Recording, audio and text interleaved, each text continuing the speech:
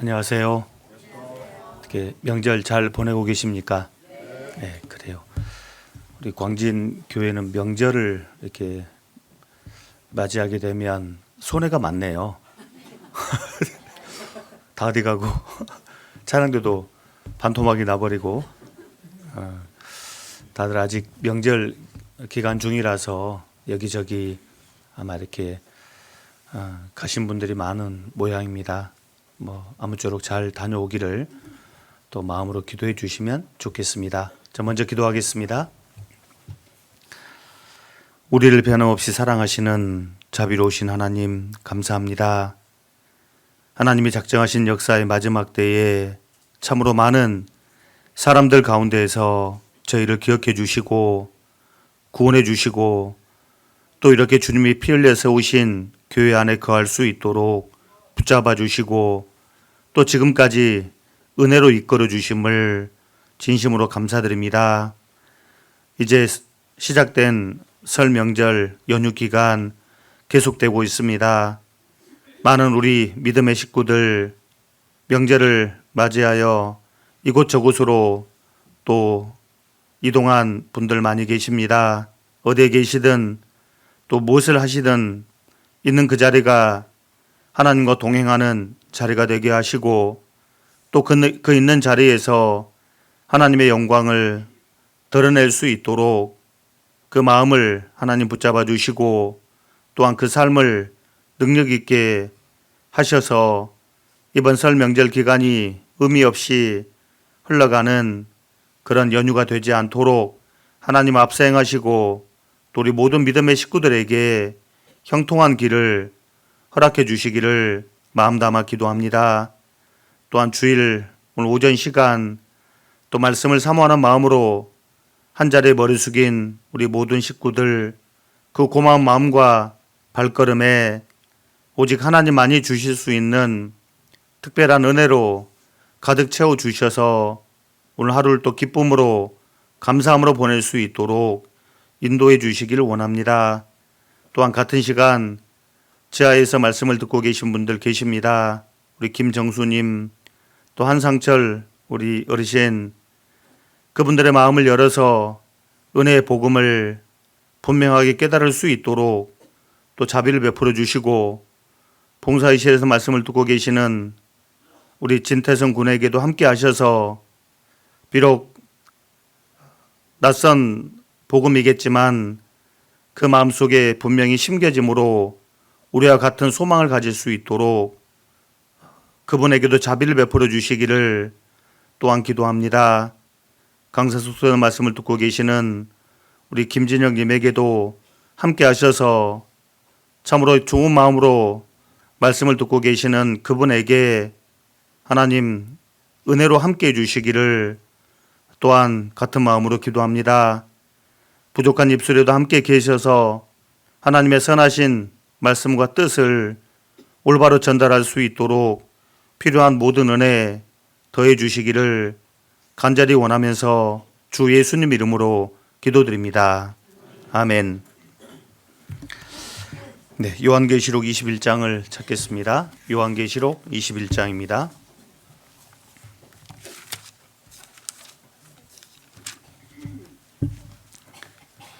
요한계시록 21장 1절부터 5절까지 말씀입니다. 요한계시록 21장 1절부터 5절까지 말씀.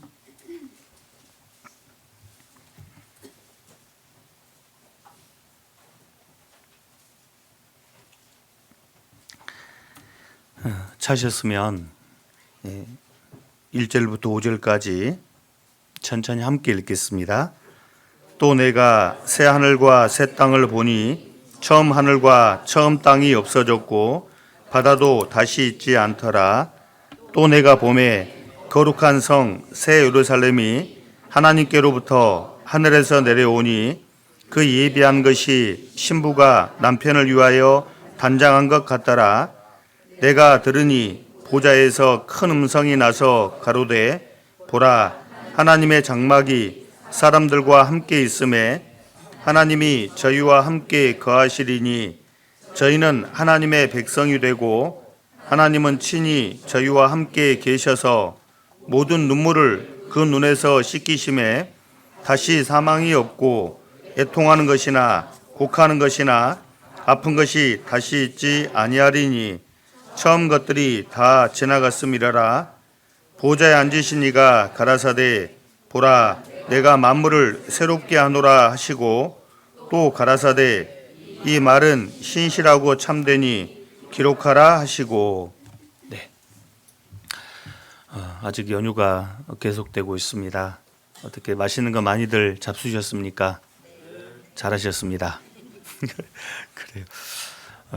평소에 드시지 않는 또 기름진 음식들 또 간만에 많이 드시면 탈납니다. 알아서 잘 조절해서 아무쪼록 다음 또 이제 일정 이어지는 또 일정에 차질이 생기지 않도록 잘 스스로 이렇게 몸도 챙기고 건강도 챙겼으면 좋겠습니다. 아직도 감기가 계속 유행 중인 것 같은데요. 역시 감기도 조심하면 좋겠습니다. 오늘은 좀 빨리 맞춰달라는 또 주문이 있어서 밥을 안 합니다. 그래서 이제 한 12시 반 정도까지 설교를 하게 되면 저도 배고프고 또 듣는 여러분도 배가 고플까 싶어서 가능하면 빨리 배고프기 전에 좀 맞춰보려고 노력을 좀 해보겠습니다. 오늘은 이제 고린도전서 13장은 이제 다음 주에 배우기로 하고요. 오늘은 이제 설 명절이기 때문에 좀 고민을 많이 해봤습니다. 설 명절이 우리에게 주는 의미가 무엇일까 고민을 하다 보니까 이런 생각이 좀 들어요. 분명 하나님은 영원한 천국을 우리를 위해 준비하셨고 또 주시기를 기뻐하시는데 이제 머지않아 주님 오시게 되면 꼭 반드시 그 천국에 들어가 살게 될 건데 도대체 감이 안 오잖아요. 혹시 영원한 천국에 대해서 분명하게 이해가 되시는 분들 혹시 계세요? 그냥 뭐 좋으려니라는 생각은 어떤 막연한 생각은 있는데 뭐 그렇다고 해서 딱히 이렇게 어떤 구체화된 그런 어떤 것을 본 적이 없기 때문에 참 이렇게 좀 애매한 부분인 것 같아요. 그래서 고민을 하다 보니까 틀림없이 존재하는 영원한 천국에 대한 어떤 모형, 그림자를 분명 세상에 두셨을 건데 뭐 모형, 예표, 그림자 다 이제 같은 의미라고 보시면 되겠습니다. 그 장래의 완전한 것을 미리 나타내 보여주는 현재의 미미한 것, 이걸 이제 예표 또는 모형이라는 어려운 단어를 이렇게 쓰고 있죠. 장래 분명히 나타날 것을 미리 보여주는 어떤 현재의 미미한 것들, 이걸 모형 또는 그림자 또는 예표가 된다 이렇게 표현을 하는데, 그러면 천국에 대한 모형, 예표가 틀림없이 이 땅에 존재할 것 같은데 이게 뭘까 좀 고민하다 보니까 이거 명절이구나 라는 생각이 좀 이렇게 들었습니다. 그래서 이렇게 요한계시록 21장과 22장을 쭉 이렇게 보면서 어쩌면 이것이 우리 명절과 너무 닮아 있구나라고 하는 것을 좀 알 수가 있었고, 물론 이제 저희 소박한 깨달음입니다. 소박한. 그래서 함께 좀 나누고 싶어서 오늘 이 영원한 어떤 천국이 가져다주는 위로와 영광과 부요함.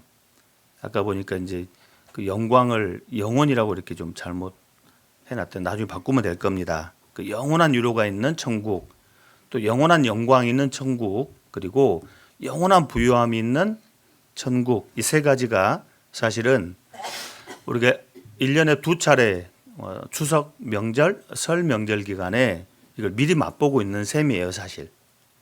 그러니까 영원한 위로와 영광과 부요함을 이 명절을 통해 미리 맛보고 있다, 이렇게 보시면 분명할 것 같아요. 그래서 천국에 대해서 좀 생각하면서 명절과 이렇게 연결해서 좀 생각해 보려고 합니다. 21장 4절 제가 다시 읽겠습니다. 자, 모든 눈물을 그 눈에서 씻기심에 다시 사망이 없고 애통하는 것이나 곡하는 것이나 아픈 것이 다시 있지 아니하리니 처음 것들이 다 지나갔음이라라. 처음 것, 이 처음 것이 세상 사람들에게 공통적으로 주어지는 5가지 인생의 특징들을 말하고 있습니다. 눈물, 사망, 애통, 그리고 곡, 그리고 아픈 것, 모든 인생들에게 공통으로 예외 없이 주어지고 있는 인생의 5가지 특징들인 거죠. 우리의 연수가 70이요 강건하면 80이라도 그 연수의 자랑은 수고와 슬픔뿐이요 신속히 가니 우리가 날아가나이다. 모든 인생에게 사실 기한은 정해져 있고, 물론 약간의 차이는 있겠지만 이미 기한은 다 정해져 있고, 그 정해진 기한을 살다 보니까 고생 많이 하셨어요. 또 눈물도 많이 흘렸던 겁니다.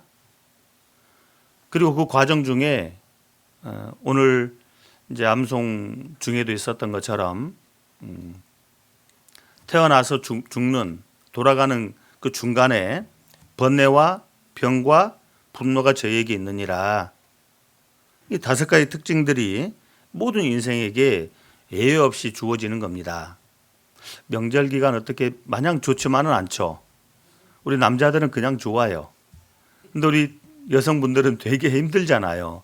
사실 명절 기간 그러면 좀 쉰다라는 생각을 하고 싶은데 오히려 더 힘들어요. 뭐 간만에 먼 곳으로 이동도 해야 되고, 또 간만에 찾아오는 명절이기 때문에 뭐 그냥 맨입으로 지낼 수는 없죠. 그러니까 음식을 또 준비해야 합니다. 오히려 더 수고스러워요. 더 번잡스러운 거죠. 이제 그런 인생길을 살다 보니까 몸도 마음도 지치고 병들고 상처받고 그런 일들이 정말 많아요. 그래서 하나님은 세상에서도 우리 몸이 지치고 병들 때 치료할 수 있는 치유, 다른 말로 위로죠. 치유가 되면 위로가 된 거잖아요. 방법들을 두신 거죠. 몸이 아프면 의사분들을 통해서, 의사님을 통해서 치료를 받잖아요. 아파 죽겠는데 의사 선생님들 도움을 받아가지고 몸이 치료가 됐어요. 그럼 위로가 된 거잖아요. 그런데 생각해 보니까 그 위로는 길게 못 가요. 고쳐놔도 결국은 조금 더 살다 결국은 돌아가셔요. 그러니까 진정한 위로는 아닌 거죠. 분명 이 짧은 인생길을 살다 보니까 몸이 지치고 힘들고 상처받고 병들고 그래서 위로받고 싶은데 뭐 잠깐의 치료를 통해 위로가 되긴 하지만 길게 가지는 못한다는 사실이에요. 그럼에도 불구하고 잠깐의 그 치료 덕분에 마음의 위로가 되기도 합니다. 몸이 병들면 우리 병원 가서 의사분들의 도움을 받으면 돼요. 길게 가지는 않지만. 그런데 이런 인생길 속에서 마음이 지치고 병들고 상처받으면 누구에서 치료를 받아야 할까요? 어디가 치료를 받아야 할까요? 웃을 때에도 마음에 슬픔이 있고 즐거움의 끝에도 근심이 있느니라. 그렇죠. 앞에서는 밝게 웃지만 뒤에서는 웃지 못하는, 이게 또 우리 인생 삶이잖아요. 그래서 이제 명절이 있는가 싶어요. 명절. 멀리 있는, 요새 젊은 분들은 본가라고 하대요. 본가. 저는 무조건 시골이라고 하는데 어디 가요? 시골 가요. 근데 시골을 왜 갑니까? 본가를 왜 가요? 위로받으려고 가는 거예요. 사실 따지고 보니까 위로받으려고. 뭐 부모님이 아픈 몸을 고쳐주겠어요? 오랜만에 찾아오는 명절 기간은 이 몸을 치료받고 싶어서가 아니라 이 마음의 위로를 받고 싶어서 가는가 보다라는 생각을 했어요. 그러니까 정말 그 먼 길을 마다하지 않고 끼얹고 가잖아요. 이번 명절 기간에 한 2,800만 명이 움직였다고 하더라고요. 뉴스 보니까. 그 대한민국 전체 인구의 절반 이상이 지금 움직이고 있는 거죠. 어마어마한 대이동인 거죠. 이거 왜 그렇게 움직일까요? 마음에 위로를 받고 싶어서. 외지에서 타지에서 낯선 사람들과 함께 부대끼다 보니까 이게 보통 힘든 일이 아니에요. 다 내 마음 같지 않죠. 그런데 오랜만에 시골, 요즘 젊은 분들의 표현으로 본가를 가면 무조건 내 편이 되어서 내 편인 거죠. 가족들은 다 내 편이잖아요. 내 편이 되어서 다 들어주고 다 받아주고 다 이해해 줄 수 있는 그 가족들이 있기 때문에 그 가족들을 통해서 마음의 위로를 받으려고, 즉 상처난 마음의 치료를 받고 싶어서 이 명절 때 고향을 향해 찾아가나 보다, 이런 생각을 해봤단 말이죠. 분명 이 영원한 천국에서 있을 그 치유, 다른 말로 위로를 작게나마 소박하게나마 보여주고 있는 것이 이 명절이 분명한 겁니다. 명절이 분명해요. 그런데 그 기쁨도 위로도 잠시, 명절이 끝나가면 끝나갈수록 불안하잖아요. 길면 길수록 또 불안하잖아요. 왜요? 다음날 출근해야 되거든. 그거 생각하면 오랜만에 좋았다가 다시 또 이렇게 힘들어지는, 그러니까 이 세상에 있어서 이 진정한 치유는 없는 거예요. 그렇지만 이 천국에서 우리 하나님께서 우리를 치유해 주실, 위로해 주실 것을 이 작게나마 보여주는 것이 분명히 있구나. 이게 바로 명절인 것 같아요. 틀림없이. 이제 어떤 세상이 주는 위로를 뒤로하고 영원한 위로가 있는 천국에 들어가면 하나님이 이렇게 위로해 주신다고 약속을 합니다. 4절, 21장 4절 다시 한번 보겠습니다. 모든 눈물을 그 눈에서 씻기심에 다시 사망이 없고 애통하는 것이나 곡하는 것이나 아픈 것이 다시 있지 아니하리니 처음 것들이 다 지나갔음이라. 완전한 위로죠. 완전한 위로입니다. 완전한 치유죠. 몸도 마음도 완전하게 치유되는 그런 영원한 천국인 거죠. 다시 사망이 없고 아픈 것이 다시 있지 아니하리니, 이 몹쓸 육체가 위로를 받아요. 완전하게 치료가 돼요. 다시는 아프지 않습니다. 이제 이렇게 왜 이렇게 우리 자식 입장에서, 자녀 입장에서 이렇게 부모님들 아픈 거 보면 마음이 좀 편치 않죠. 어떻게 해보고 싶지만 마음대로 안 되니까 참 안타깝잖아요. 이 천국에 아픈 것이 있지 않다는 이 말씀이 저는 개인적으로 너무 좋아요. 너무 좋아요.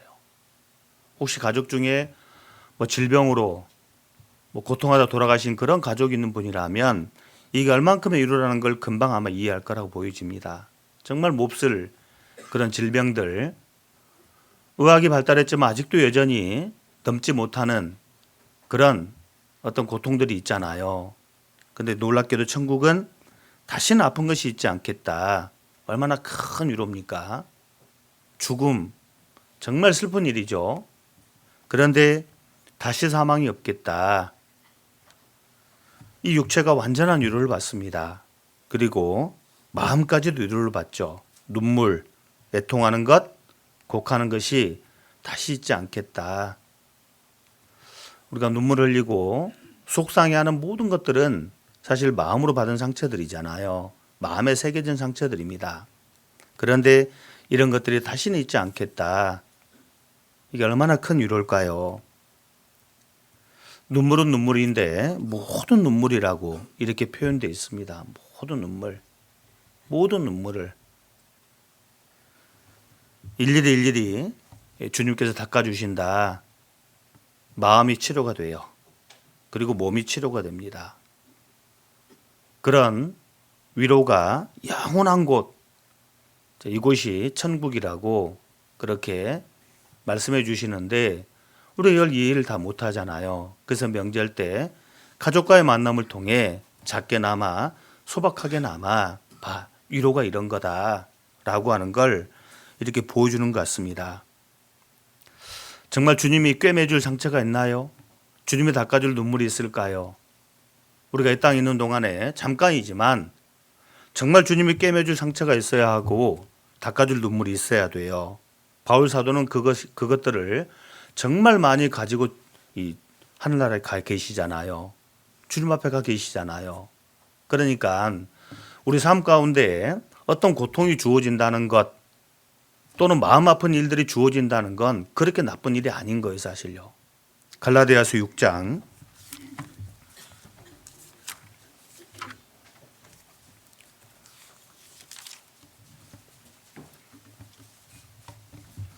6 갈라디아서 6장입니다. 6장 17절.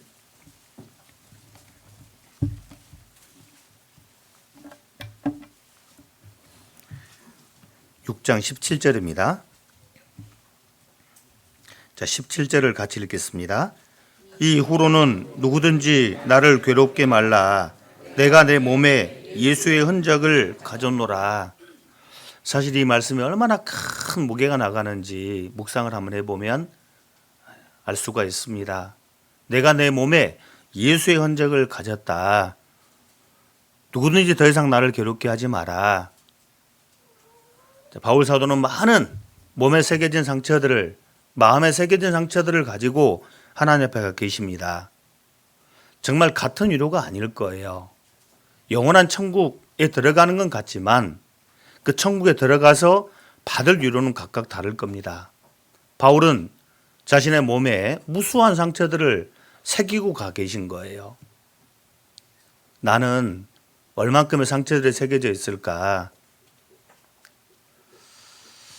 복음을 위해 또 교회를 위해 정말 주를 위해 받은 그런 상처가 있다면 감사하세요. 영원한 위로가 있는 천국이 기다리고 있습니다. 상처를 새기고 가는 거예요. 그래서 그 레오나르도 레이븐 힐이라고 하는 목사님은 요즘 시대를 한탄하면서 세상에 몸에 긁힌 흔적 자국 하나 없이, 스크래치 하나 없이 천국에 들어가려고 하는 사람들이 많다. 속상해 하셨어요. 왜 그러는지 이해가 되시죠? 아무런 주님이 이뤄줄 게 없단 말이에요. 왜? 몸에 새겨진 상처가 하나 없거든. 깨끗하거든요. 좋은 게 아닌 거 이게요. 이 세상에서 받은 상처가 많을수록, 클수록, 흘린 눈물이 많을수록 주님께 받을 위로가 많다는 사실 기억하세요. 천국은 위로가 있는 곳입니다. 명절 기간 가족을 통해 받는 위로는 작고 정말 소박한 위로인 거죠. 천국은 위로가 있는 곳. 두 번째, 천국은 영광이 있는 곳입니다. 근데 그 영광을 이렇게 표현하고 있어요. 요한계시록 21장. 다시 한번 돌아가겠습니다. 21장 12절.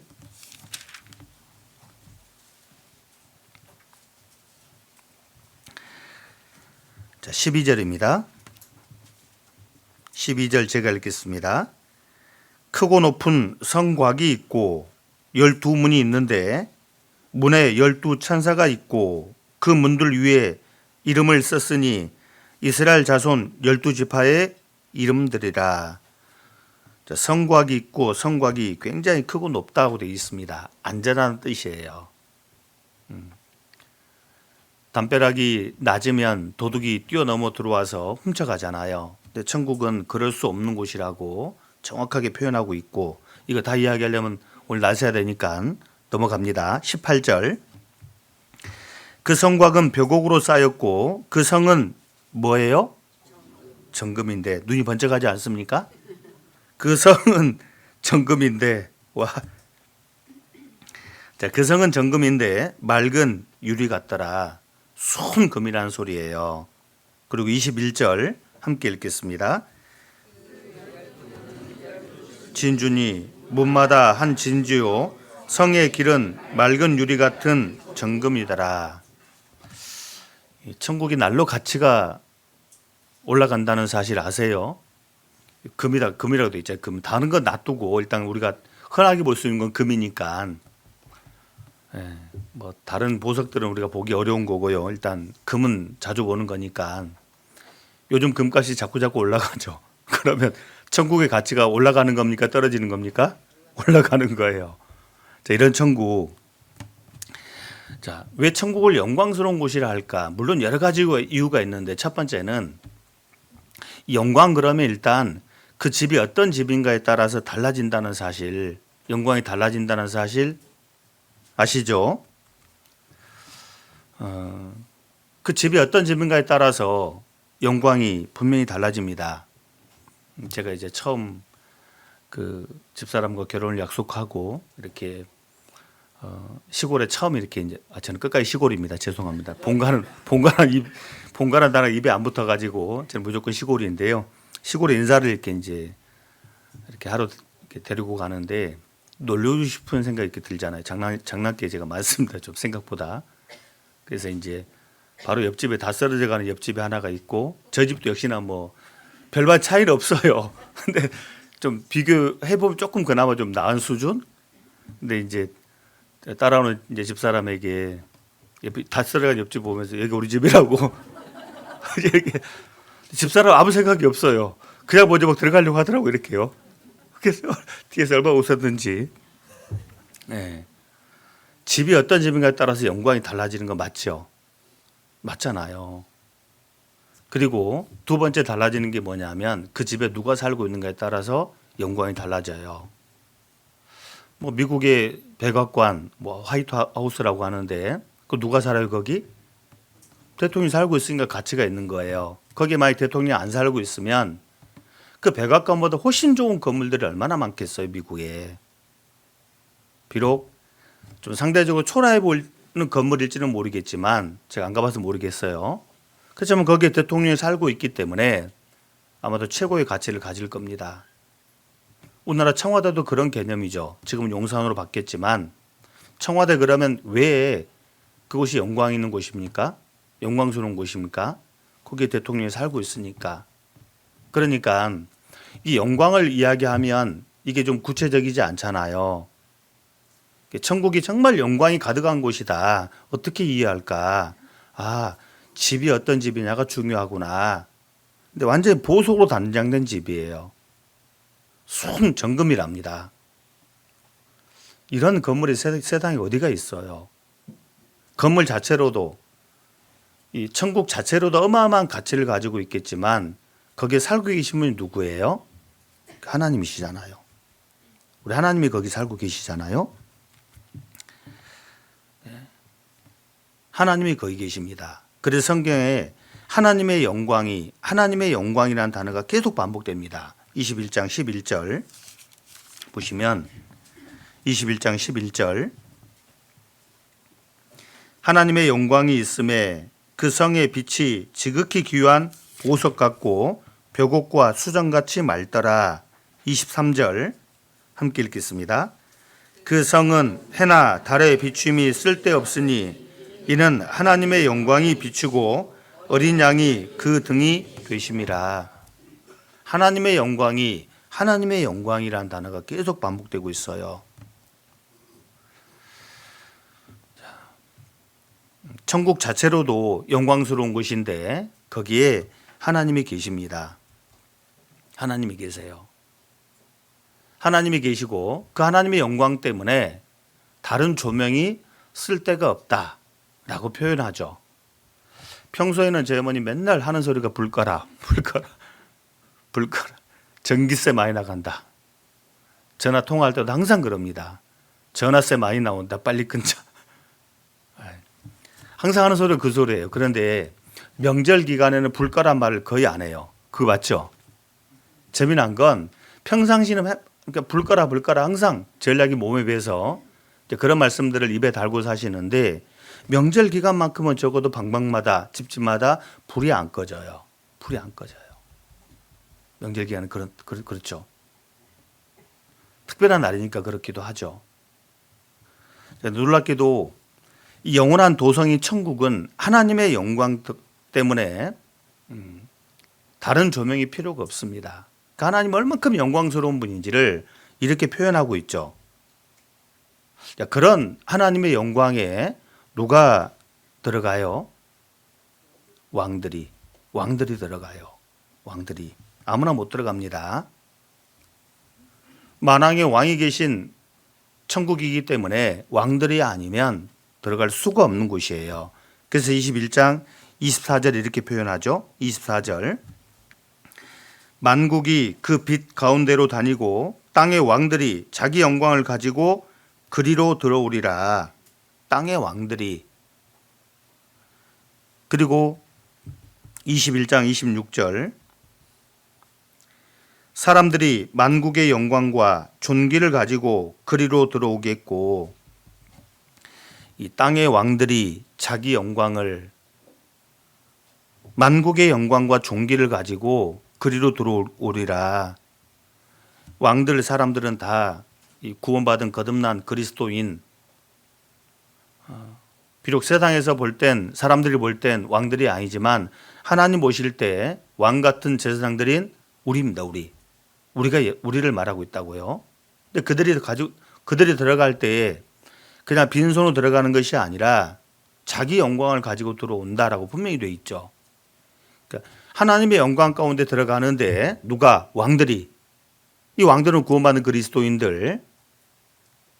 이 분명한데 이들이 천국에 들어갈 때 빈손으로 들어가는 것이 아니라 가지고 가요. 명절 기간 시골 갈 때 빈손으로 가요? 양손 가득이 가요? 양손 가득이. 양손은 무겁게, 마음은 가볍게. 거꾸로 한 분 안 계시죠? 양손은 가볍게, 마음은 무겁게. 본가를 찾아가는 그런 분들 없잖아요. 희한하게 명절 기간 되면 좌우간에 복잡해요. 막 이고 들고 치고 잔뜩 가지고 가잖아요. 들고 가잖아요. 그런 것처럼 천국 갈 때도 그렇게 간다는 사실 꼭 기억해야 돼요. 빈손으로 가는 게 아니에요. 영광에 들어가는데 빈손으로 가는 게 아니라고. 그런데 문제는 도대체 어떤 영광을 어떤 식으로 준비해서 들어갈지를 우리가 도대체 개념을 못 잡아요. 그래서 성경에 어떤 영광을 어떤 식으로 준비해서 가지고 들어간다는 것을 이렇게 구약 그리고 신약 성경에 기록해 둔 것들이 꽤 있어요. 보면 첫 번째는 아브라함 시대에 아둘람 굴을 통해서도 우리에게 보여주고 있어요. 아둘람 굴. 아브라함이 들어갔던 곳이고 아브라함의 아내 사라가 들어갔던 곳이죠.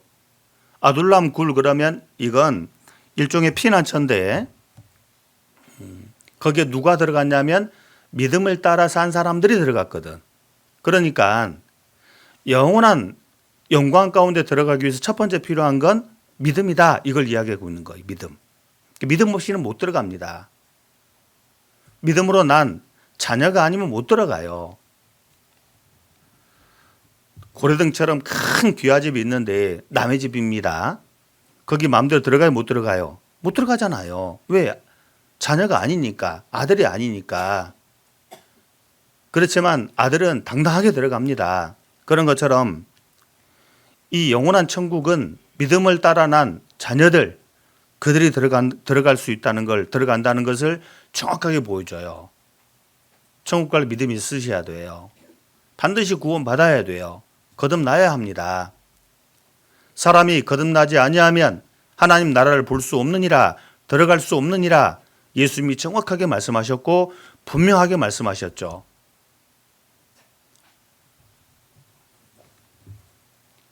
아브라함을 통해서 아둘람 굴, 믿음을 따라 난 자녀들만 들어간다. 정확하게 보여줬고, 그리고 왕정시대, 이스라엘 백성들 왕정시대, 열왕기상하, 역대상하는 왕들의 이야기입니다. 쉽게 말하면 왕들의 이야기인 거라고. 근데 왕들의 이야기를 쭉 정리해 보면 주로 이름들이 기록되는데 이 기록된 이름들은 어떤 분들이냐면 하나님의 성전과 관련해서 업적이 있는 사람들이에요. 이해되세요?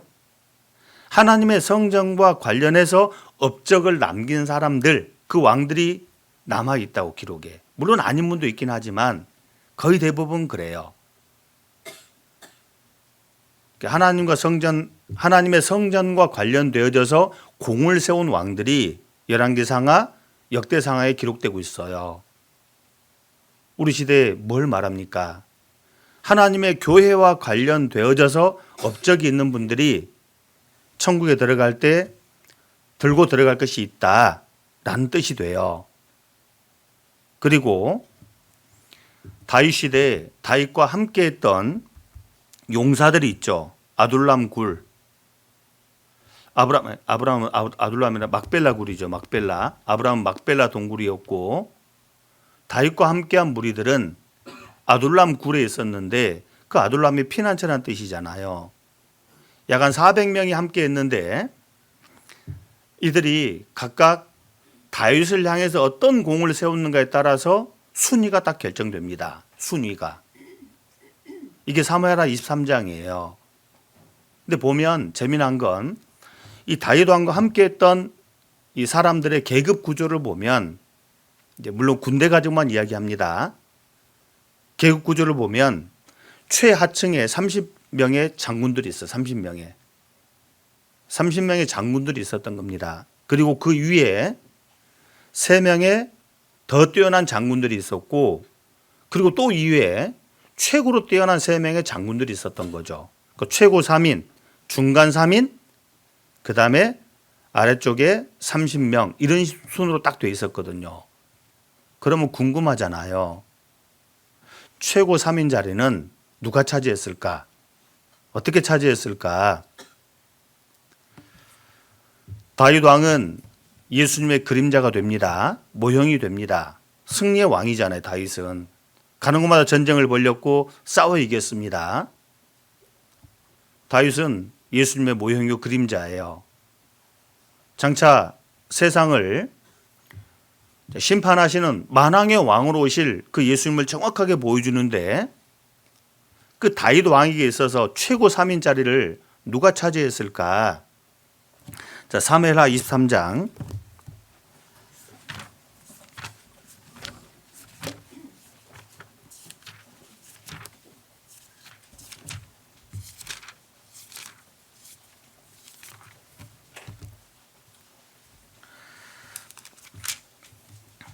23장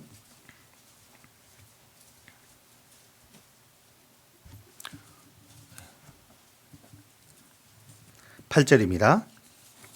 23장 8절.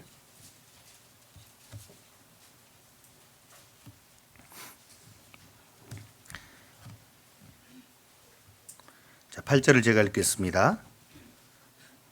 다윗의 용사들의 이름이 이러하니라. 다그몬 사람 요셉 베세벳이라고도 하고 에센 사람 아디노라고도 하는 자는 군장의 두목이라. 저가 한때 800인을 쳐 죽였더라. 9절. 그 다음은 아호와 사람 도대의 아들 엘르아살이니 다윗과 함께한 세 용사 중에 하나이라. 블레셋 사람과 싸우려고 모임에 이스라엘 사람들이 물러간지라. 세 용사가 싸움을 도두고 저가 나가서 손이 피곤하여 칼에 붙기까지 블레셋 사람을 치니라. 그날에 여호와께서 크게 이기게 하셨으므로 백성들은 돌아와서 저희 뒤를 따라가며 노력할 뿐이었더라. 11절 함께 읽겠습니다. 그 다음은 하랄 사람 아게의 아들 삼마라. 블레셋 사람이 떼를 지어 녹두나무가 가득한 밭에 모임에 백성들은 블레셋 사람 앞에서 도망하되. 뒤에 보면 저가 혼자 블레셋을 막아서 이긴 그런 사건이 기록되고 있습니다. 세 사람이 나오죠. 첫 사람 아디노라고도 하고 또 요셉 베세벳이라고 하는 이 사람. 근데 다른 곳에는 야소부암이라는 이름도 기록되고 있습니다. 그 역대상 11장 11절에 가면 야소부암이라고 돼 있는데, 한 번에 800명을 쳐 죽였더라. 이게 말이 쉬운 일이지. 800대 1. 이건 안 되는 싸움이잖아요. 정말 큰 공을 세운 거죠. 그리고 두 번째 인물이 엘르아살인데 이 손에 칼이 붙기까지, 그러니까 이런 경험 혹시 해보시나 모르겠어요. 똑같은 어떤 동작을 반복해서 일을 하다 보면 피곤해지잖아요. 그래서 이렇게 물집이 생기고 더 피곤해지면 물집이 빵 터지고 나중에는 이렇게 살까지 뜯겨져 나가는 그런 경험, 살다 보면 한두 번 정도는 해보셨잖아요. 어떤 일을 하셨던지. 그거 이야기하는 거거든요. 제가 예전에 군대 생활할 때 행군을 길게 하잖아요. 제가 촌놈이니까 잘 걸어요. 그럴 일이 없는데 도시 분들은 이렇게 발바닥이 이렇게 되게 얇지 않습니까? 이렇게요. 그러니까 잘 못 걸어요. 길게 걸어버리니까 물집이 생기고 터지고 나중에 발바닥 전체가 그냥 이 군하고 딱 달라붙어 가지고 군화를 벗을 수가 없었어요. 군화를 아예 이렇게 그냥 칼로 쬐습니다. 이렇게요. 그 발바닥 전체와 이 군화가 딱 달라붙어 버렸으니까 똑 떨어졌어요. 이렇게요. 그걸 이야기하고 있거든 지금요. 엘르아살이라는 이 사람이 정말 이 손에 칼을 쥐고 칼이 붙기까지 딱 그거 연상하면 될 거라고요. 끝까지 하는 거죠. 끝까지. 그리고 산마. 이 독특한 분이 산마입니다. 산마. 정말 이 특이한 분이 산마인데 이 산마는 이 녹두나무 밭에 서서 혼자서 블레셋 대군을 막아버리죠. 우리가 이걸 볼 때 좀 깨달아지는 게 있죠. 누가 한다 해서 하고 도와준다 해서 하는 그런 개념이 아니라 적어도 이 산마는 자신이 섬기는 왕 다윗을 위해서 혼자서라도 이걸 막겠다라는 그런 마음의 각오 자세잖아요. 우리가 만왕의 왕 하나님을 섬길 때 섬김에 있어서 이런 마음 자세가 필요함을 우리에게 보여주지 않습니까? 정말 충성스럽게 용맹스럽게 그리고 끝까지 엘르아살은 끝까지잖아요. 그리고 산마처럼 나 혼자서라도 나만이라도 기어코 한다 그런 마음 자세 최고 3인이 될 수 있는 그런 자격이 있는 거죠. 그리고 그 아래 이제 또 중간 3인이 있는데 그 중간 3인은 다윗이 그 예루살렘 옆에 있는 우물물을 좀 먹고 싶다라는 말 한마디를 듣고 가서 적군을 뚫고 들어가서 물을 떠오잖아요. 그 일을 했던 3인이 중간을 차지합니다. 그리고 그 아래 30인이 있는데 재미난 건 산마예요. 산마. 이 산마라는 사람이 또 기록되거든요. 여기 23장 32절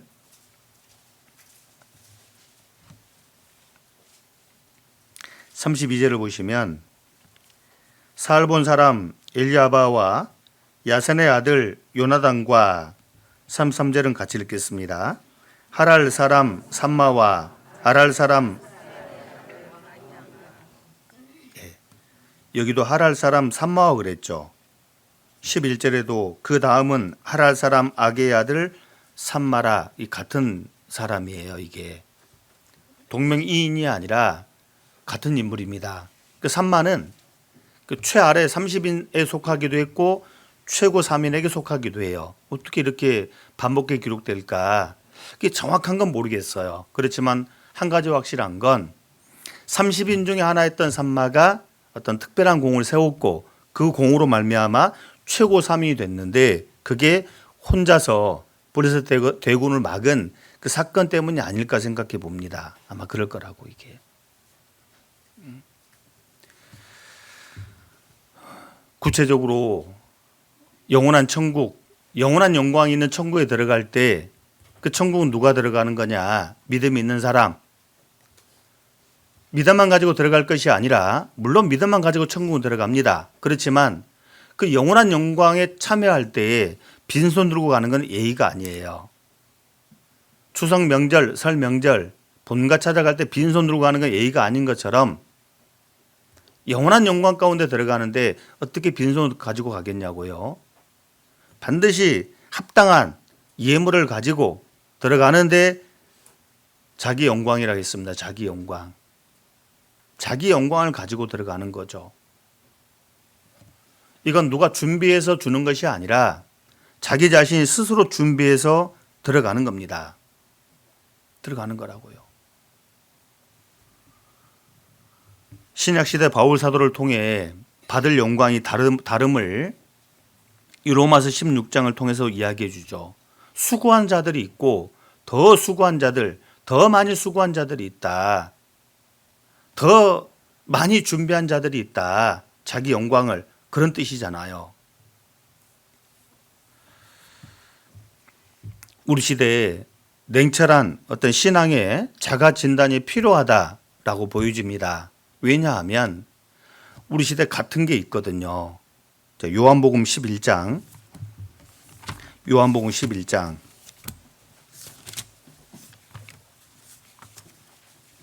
요한복음 11장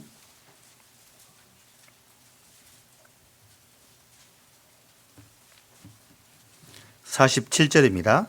11장 47절.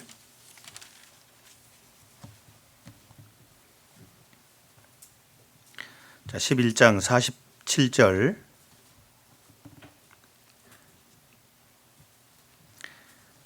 제가 읽겠습니다. 몇 절을 먼저 읽겠습니다. 이에 대제사장들과 바리새인들이 공회를 모으고 가로되 이 사람이 많은 표적을 행하니 우리가 어떻게 하겠느냐. 만일 저를 예수님입니다. 이대로 두면 모든 사람이 저를 예수님을 믿을 것이요. 그리고 로마인들이 와서 우리 땅과 민족을 빼앗아 가리라 하니 그 중에 한 사람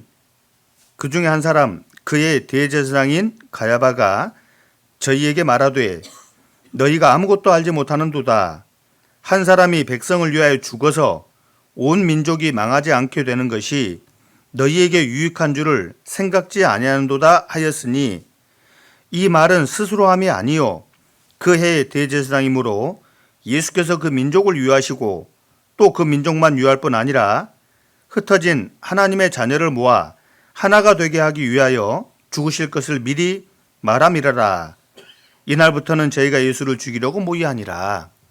자, 처음에 구원받고 이게 성경 읽을 때 도무지 이해가 안 되는 겁니다. 이게 아무리 이해하려고 해도 이해가 안 되는 거예요. 왜냐하면 이 대제사장 가야바란 이 사람이 어떤 사람인가를 알면 이해가 안 되게 돼 있거든요. 한 말이. 이 대제사장 가야바는 안나스의 사위입니다. 그러니까 전 대제사장이죠. 전직 대제사장 안나스의 사위예요. 그래서 대제사장이 돼서 지금 18년째 대제사장 역할을 수행하고 있는 사람이에요. 그런 이제 사람이 가야바인데 이 가야바라는 사람이 그렇게 신앙적인 사람은 또 아니에요. 그러니까 대제사장이면서 동시에 그렇게 경건한 사람은 아니었던 겁니다. 이제 이 대제사장은 어떤 가문에서 배출을 하냐면 사두개인 가문에서 배출을 합니다. 사독, 원래 그 제사장 가문 사독, 그 사독 가문이 나중에 사두개인 지파가 되거든요. 파가 됩니다. 그 사두개파에서 계속 대제사장을 배출한 거예요. 근데 문제는 이 특권 이 계층이었기 때문에 이 누리는 게 굉장히 많았던 겁니다. 그러니까 마치 매점매석하듯이 대제사장 자리에 앉아 있기 때문에 어떤 뇌물을 받을 수 있는 그런 기회가 꽤 많았고, 뭐 성전 안에서 이렇게 환전을 해주고, 그리고 그 속죄 제물을 팔았잖아요. 거기서 생기는 많은 이득들을 이 대제사장이 꽤나 많이 먹었거든요. 이게요. 경건하지 못한 사람이었던 거죠, 대제사장. 그런데 이 대제사장이 또 차지한 위치는 또 정치적으로도 만만치가 않습니다. 이스라엘은 지금도 사느드린 공회라는 그 회가 있잖아요. 사느드린, 우리나라 국회 정도 생각하면 좋아요.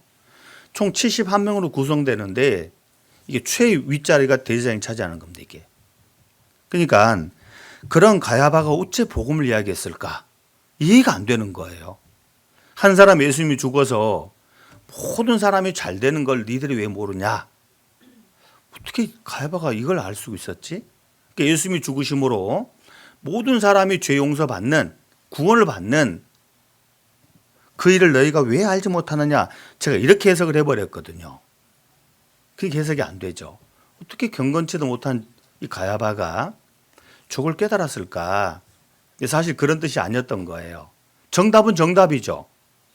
예수님이 십자가 피 흘려 죽으셔야만 우리가 죄로부터 해방이 되는 거니까 틀림없이 맞는데, 가야바는 이쪽을 생각하고 염두에 두고 이 말을 한 것이 아니라 자기는 사느드린 공회 회원 한 사람이고 대제사장이란 말이에요.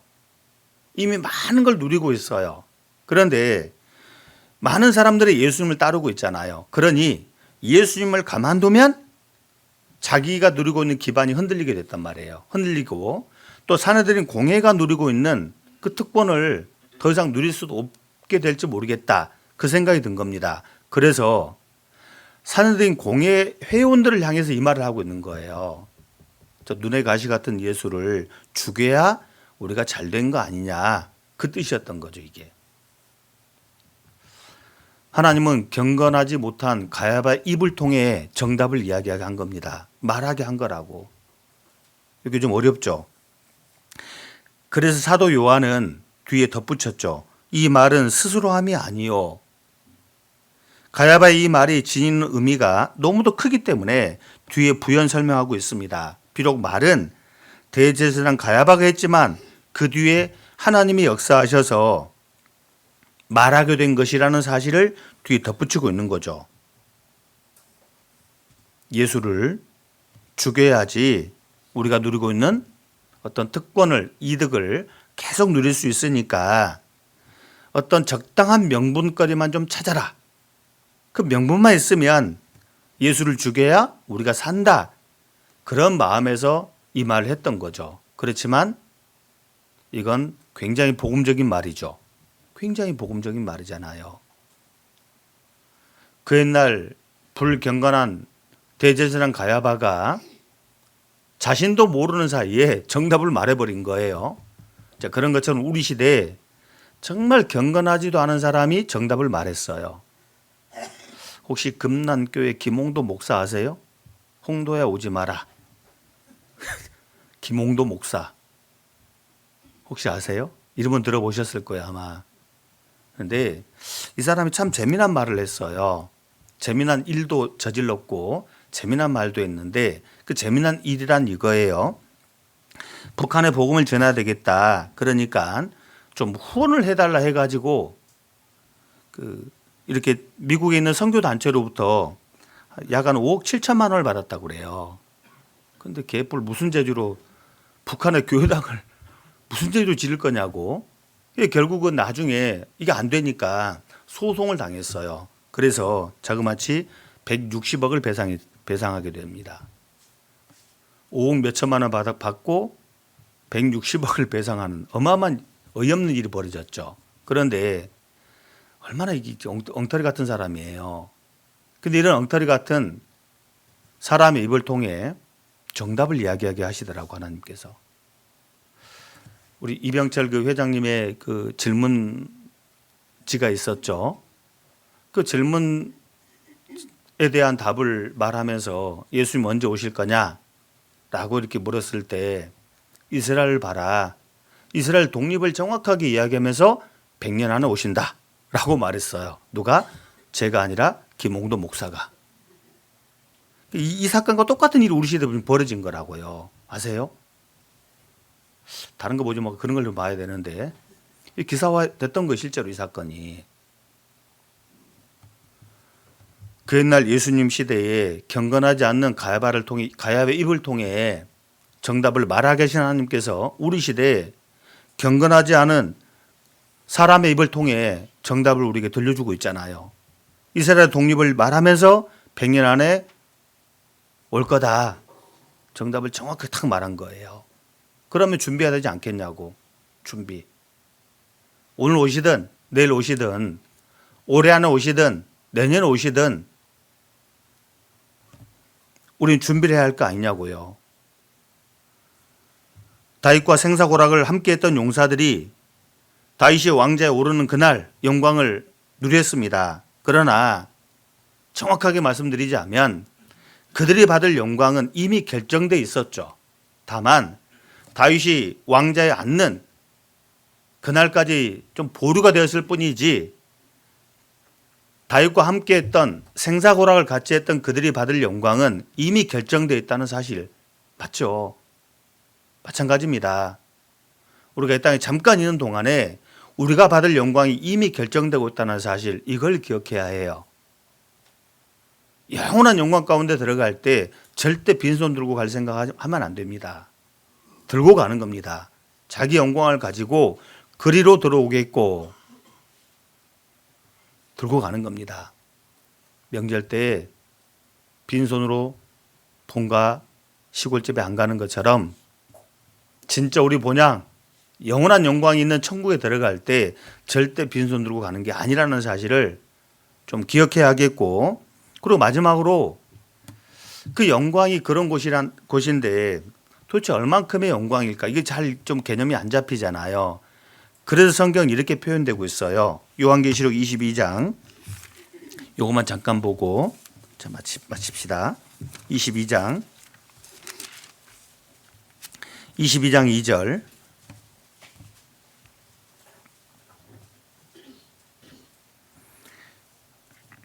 22장 2절입니다. 2절을 같이 읽겠습니다. 길 가운데로 흐르더라. 강 좌우에 생명나무가 있어 12가지 실과를 맺히되 달마다 그 실과를 맺히고 그 나무 잎사귀들은 만국을 소송하기 위하여 있더라. 여러분, 에덴 동산에서 생명나무가 몇 그루 있었어요? 달랑 한 그루. 한 그루. 그런데 영원한 천국에는 몇 그루 있다고요? 몰라요. 많아요. 자, 생명수광이 쫙 흐르고 있고, 그리고 좌우에 생명나무가 있더라 그랬거든. 그러니까 뭐 몇 그루는 정확하게 모르겠지만 좌우가 많아요. 자, 에덴 동산 한 그루였지만 영원한 천국에 들어가면 많다는 거예요. 이건 부유함을 우리에게 분명 보여주고 있습니다. 자, 명절 기간 내내 평소에 못 먹은 다양한 기름진 음식들이 많이도 나오죠. 언제까지? 명절 끝날까지 많이 나오잖아요. 괜히 기름진 거 많이 드시면 탈나는데 조심하세요. 제가 처음 교회 들어오고 나서 이렇게 중국 그때 이제 선교를 다닐 수 있을 때 처음 가봤습니다. 마침 요때 갔거든요. 딱 겹쳤어요. 중국은 춘절이라고 불러요. 자신의 부유함을 여러 가지로 표현을 하더라고 보니까요. 이제 거기 현지인들 얘기 들었는데 진짜 부자들은 자신의 어떤 부자됨을 부유함을 여러 가지로 표현하는데 밤새도록 화약 터트리는 그곳으로도 보이더라고 이렇게요. 아침에 나가 보면 온 도시가 확 그냥 그 연기 있잖아요. 매캐한 그 연기 가득해 이렇게요. 왜냐하면 밤새도록 화약을 터트려 놨거든. 밤새도록. 여기서 꽝 저기서 꽝 볼만한데요. 근데 진짜 큰 부자는 아예 타임을 딱 걸어놓는다 이렇게요. 왜 우리 그렇게 시간 되면 딱 불 켜지고 시간 되면 딱 꺼지게 하는 것처럼 그렇게 이렇게 쫙 시간 맞춰 막 터질 수 있도록 밤새도록 그렇게 자신의 부유함을 뭐 그쪽으로 돈을 어마어마하게 쓴 사람도 있다는 그런 뉴스도 봤는데요. 그 부유함을 그런 식으로 표현한다고 해요. 그리고 뭐 결혼 어떤 잔치 있을 때 이미 충분히 배가 부르는데 다시 또 새로 나와 음식이 막 처음에 깜짝 놀랐거든 가보고요. 와 이런 나라구나 대국이구나 라는 생각을 했는데 그들의 부유함을 그렇게 표현한단 말이에요. 그렇지만 명절 기간은 곧 끝납니다. 아무리 큰 부자도 결국은 내리막길을 걸을 때가 오죠. 페르시아를 다스렸던 아하수에로 구스부터 인도까지 자그마치 127도를 다스렸습니다. 자신의 부유함을 이런 식으로 표현하잖아요. 자그마치 180일, 6달 동안이나 잔치를 벌립니다. 세상에나 얼마나 부유하면 6달 내내 잔치를 합니다. 그리고도 뒤풀이 일주일 또 하잖아요. 뒤풀이를. 그만큼의 부유한 왕. 그렇지만 결국은 나라가 망하잖아요. 왜? 영원한 도성이 아니니까. 영원한 나라가 아니니까. 하나님의 나라, 하나님의 도성은 영원합니다. 그 부유함이 다하지 않습니다. 계속 되는 거죠. 그래서 에덴 동산은 딱 생명나무가 한 그루 있었지만 영원한 천국에서는 강 좌우로 쫙 심겨져 있잖아요. 무슨 말이에요? 마음껏 먹어라. 실컷 먹어라. 하나님의 부유함을 이렇게 표현하고 있습니다. 에스겔 47장 한 곳만 더 봅시다.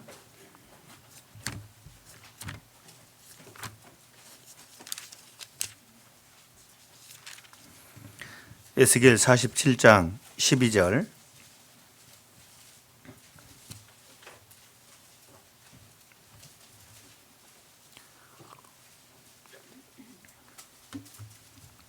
자, 47장 12절 같이 읽겠습니다. 강 좌우 각종 먹을 실과가 자라서 그 잎이 시들지 아니하며 실과가 끊치지 아니하고 달마다 새 실과를 맺으리니 그 물이 성소로 말미암아 나옴이라. 그 실과는 먹을만하고 그 잎사귀는 약 재료가 되리라. 천국 가면 저 만나고 싶거들랑 어디로 오라고요? 강가로 오세요. 제가 과일 좋아하니까 여기서 놀고 있을 겁니다 아마. 박종훈 목사님도 과일 좋아한다는데 둘이 만날 것 같아. 안만 해도 안 만나고 싶어도 만날 것 같은데. 예. 각종 먹을 실과가 그리고 달마다 새 실과를 맺으리니. 어떤 분은 말합니다. 이걸 해석하기를 이게 말이 되겠냐. 우리 세상에서는 겨우 한 달에 1년에 한 번 정도만 열리고 딱 끝나잖아 이렇게요.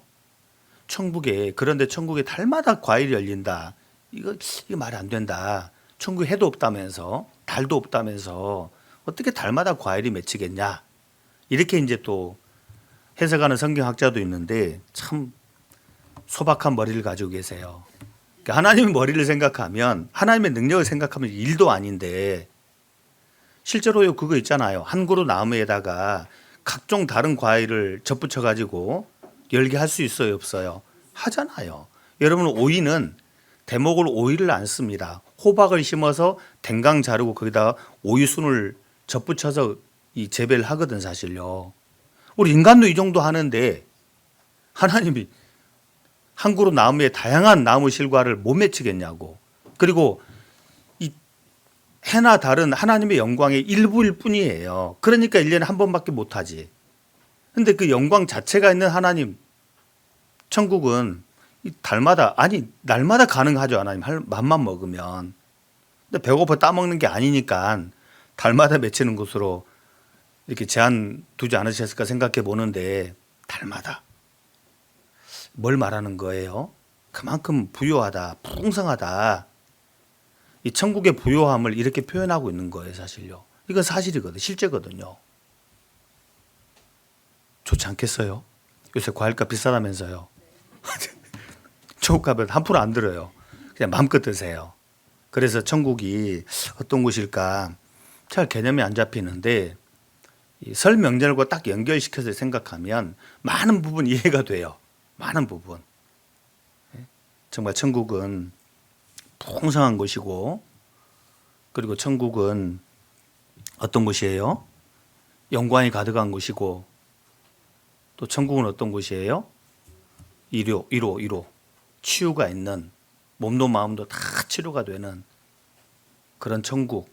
그래서 영원한 위로가 있고 영광이 있고 부요함이 있는 천국. 그 천국을 하나님 주시기 기뻐하십니다. 그날이 올 때까지 우리가 다윗과 함께 있던 많은 용사들처럼 그렇게 살아야 할 것 같아요. 믿음을 가지고. 그러면 머지않아 주님 오실 때 우리가 마치 시골 명절 시골집 본가집 가는 것처럼 정말 기쁨으로 그렇게 천국에 들어갈 거라고 보여집니다. 꼭 그날 올 때까지 우리가 같이 힘있게 살았으면 좋겠습니다. 기도하겠습니다. 우리를 사랑하시고 구원하신 자비로우신 하나님 참으로 감사합니다. 이 땅에서는 볼 수도 누릴 수도 상상할 수도 없는 영원한 천국을 준비하시고 우리에게 주시길 기뻐하시는 우리 하나님 참으로 감사합니다. 이번 설 명절을 통해 하나님 우리에게 주시고자 하는 영원한 천국에 대해 조금이나마 또 이해하는 시간을 또 갖게 되었습니다. 주님 앞에 들어갈 때까지 주님 앞에 설 때까지 우리의 믿음을 지켜주시고 또 우리의 삶을 다스려 주셔서 영원한 천국에서 하나님과 함께 영광을 누리기에 부족함이 없는 또 부끄럽지 않는 저희가 되게 해주시기를 마음 담아 기도합니다. 나머지 설 명절 기간도 온전히 하나님의 자비로운 손길에만 의지합니다. 함께 하시고 도와주셔서 하나님의 영광을 가리우거나 하나님의 이름을 부끄럽게 하는 그런 명절 기간이 되지 않도록 도와주옵소서. 우리를 사랑하시는 주 예수님 이름으로 기도드립니다. 아멘.